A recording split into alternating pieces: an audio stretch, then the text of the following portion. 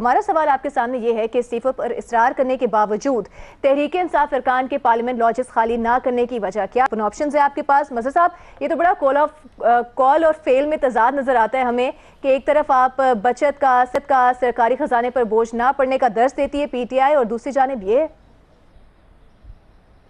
देखिए, इसका ताल्लुक सियासी अखलाकियात से है और ये हमने माजी में भी चीज़ें देखी हैं, लेकिन अगेन आप एक मरतबा आपने ये तो नहीं किया था, आपने बॉयकॉट तो नहीं किया था, आपने तो इस्तीफ़ा दे दिया था।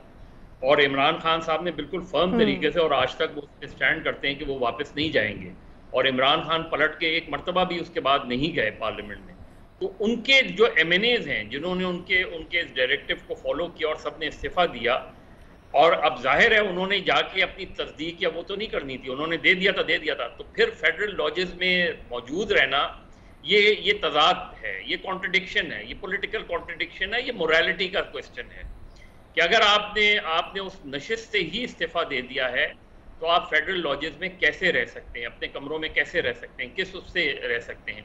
चलें, आप होता है बाज़ ज़क़ात कि आप महीना भर रह लिए, चंद हफ्ते रह लिए, उसके बाद आप निकल गए, बहुत से लोग अब तो बहुत अरसा हो गया ना, दिया चले गए जिस तरह। लेकिन 2014 में भी हमने देखा था कि उन्होंने वो अपनी तनख्वाहें लेते रहे थे इसमें।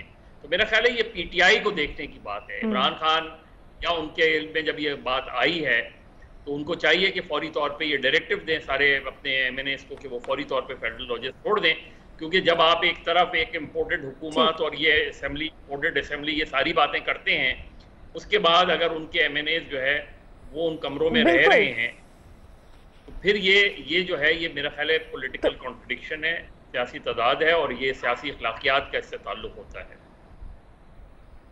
शहजाद, मुखालिफिन पर तनकीद करने की बात आए तो PTI के लोग जो हैं अपने मुखालिफिन, खासतौर पर ख़वातीन के बैग्स, जूते, कपड़े, हर चीज़ की कीमत गिनवा रहे होते हैं और अपना रवैया ये है, आपने इस्तीफ़ा दे दिया है लेकिन आप पार्लियामेंट लॉजेस में अपनी रिहाइश जो है वो खाली करने को तैयार नहीं है। आपको क्या वजह समझ आती है इसकी?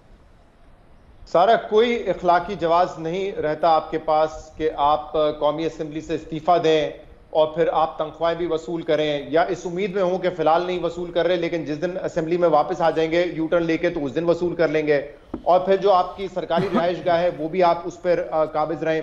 कोई इसकी इखलाकी गुंजाइश नहीं है। मेरे ख्याल से इन लोगों को खुद सोचना चाहिए। इस्तीफा दे दिया अपने कायद के कहने पर, तो अब जो भी पर्क्स या बेनिफिट्स हासिल कर रहे हैं वो फौरी तौर पर वापस करें।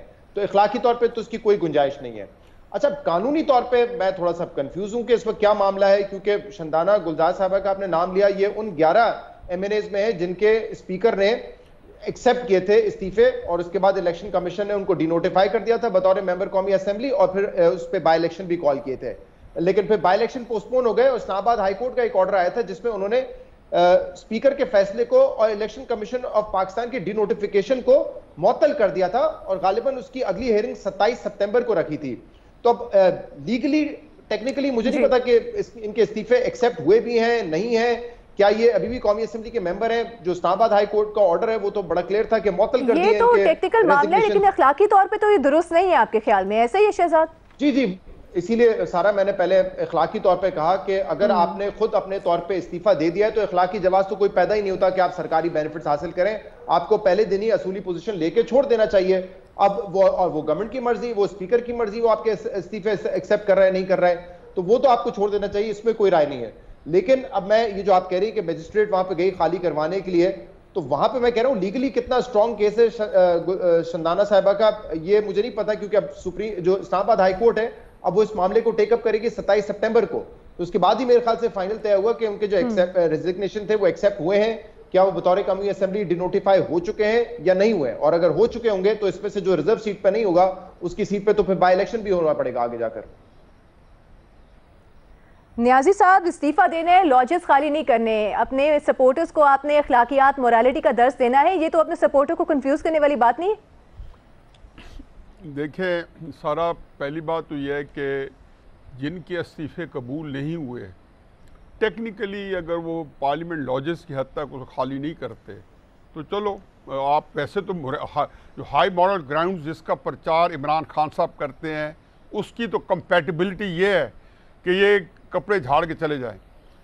पहले तो आप ये देखें कि उनके जो प्रिंसिपल्स हैं उसमें आपने देख लिया था कि किस बेईमाना तरीके से केपी की फैसिलिटीज़ जो है, वहाँ की सरकारी वसाइल यूज़ करके इमरान खान साहब वहाँ जलसे करते रहे, वहाँ बैठे रहे कई कई दिन, जब लॉन्ग मार्च करना तो उससे पहले भी और लॉन्ग मार्च के बाद भी।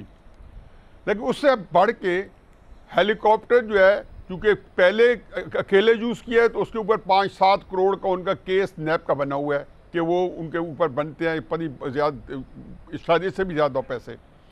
लेकिन अब होता क्या है कि केपी का चीफ मिनिस्टर हेलीकॉप्टर में बैठता है, वो पहले बनी गाला आता है, खान साहब को उठाता है, फिर टांग जलसे में ले जाता है, खान साहब को उठाता है, DI खान जलसे में ले जाता है, खान साहब को उठाता है जी स्वाद जलसे में ले जाता है। अब वो ये है कि चूंकि अंदर बैठा होता है तो इसलिए सरकारी तौर पे जो है वो मिस यूज़ नहीं हो रहा होता। यानी कि खान साहब को ये पता है कि कान अगर मैं राइट साइड से नहीं पकड़ता, उल्टा पकड़ता हूँ तो शायद ये कान पकड़ नहीं होता। बाकी जो शहजाद साहब जिक्र कर रहे हैं जिस केस का, मेरा ख्याल है शहजाद वो एक सिंगल केस था। शुरू में यही लगा कि वैसे तहरीक इंसाफ ने एक केस किया हुआ है इस्लामाबाद हाई कोर्ट के अंदर, उन्हें कहा हुआ है कि हमारे इस्तीफे या तो सारे कबूल किए जाएं या 9 को ना किया जाए। उस पर शायद अभी तक कोई हेयरिंग नहीं हुई, या हो शायद।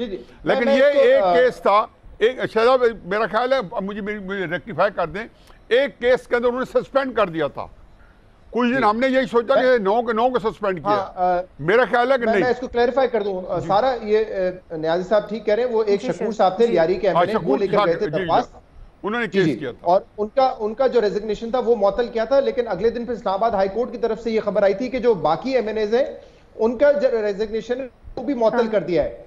लेकिन फिर अभी मैंने चेक किया, फिर एक और क्लैरिफिकेशन आई थी जिसमें उन्होंने फिर ये क्लैरिफाई किया था कि वो एक ही एमएनए है जो कि दरख्वास्त गुजार थे, उनका रेजिग्नेशन मुअत्तल किया है, बाकियों का जो है वो स्टैंड करेगा। और फिर उनकी डेट्स भी इलेक्शन कमीशन ने दे दी है बाय इलेक्शन के हवाले से। असल बात है कि इनका इस्तीफा तो कुछ कबूल हुआ है, इनके पास कुछ भी जवाब नहीं है कि वहाँ रहने का। कुछ ये कि मुझे स्टेट से खाली कराने जाएं तो ये कोर्ट से मेजर्स यूज़ करें, उनको रजिस्ट करें और फिर जाके स्टे ले आएँ, क्या फ़र्क पड़ा है।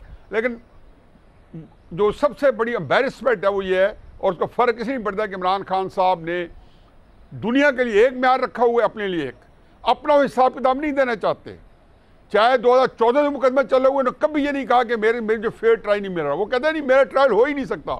किसी जगह पे उन्होंने नैब ने उठाया तो उसको वीडियो दिखा दी हेलीकॉप्टर केस में, जो इलेक्शन कमीशन ने उठाया तो वो गालियाँ दे दी। कोई कोर्ट उठाए, कोई बंदा उनसे हिसाब लेता उन्हें किसी बात का। तोशा खाना को बहुत सारी वजहों में से ये एक बड़ी अहम वजह है जिसकी बुनियाद पर इमरान खान को तनकीद का निशाना बनाया जाता है। पूजा ही नहीं देते साहब, ये मामला तो सभी का सवाल हमने ये रखा। मैं तो उनको कहता हूँ जो रियासत मदीना के वाली हैं, अवतार हैं, अगर जो भी दावत करता है उसको इसी तरीके से। ठीक है।